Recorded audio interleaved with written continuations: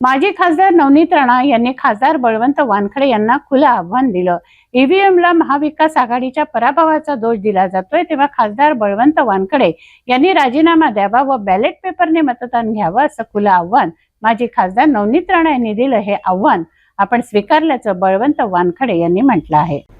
भारतीय जनता पार्टीच्या विश्वनेत्या, राष्ट्रीय नेत्या आदरणीय नवनीतजी राणा यांनी मला जे आज चॅलेंज दिलं की मी राजीनामा द्यावा आणि बॅलेट पेपरवर निवडणूक लढवून दाखवा, हे चॅलेंज, हे त्यांचं जे आव्हान आहे ते मी स्वीकारलेलं आहे. त्यांना नम्र विनंती एकच की त्यांनी जे मला आव्हान केलं त्याबाबत निवडणूक आयोगाकडून तसं मला लेखी पत्र द्यावं की येणारी लोकसभेची निवडणूक जी आहे, पोटनिवडणूक, ही बॅलेट पेपरवर घेण्यात येईल, हे फक्त त्यांनी लेखी आणून द्यावं. आणि त्यांनी ज्यावेळेस म्हटलं, म्हणजे नवनीत राणाजींनी ज्यावेळेस मला म्हटलं आज, उद्या, परवा, केव्हाही, कितीही वाजता तो राजीनामा मी देण्यास तयार आहे, त्यांचं आव्हान मी पूर्णतः स्वीकारलं.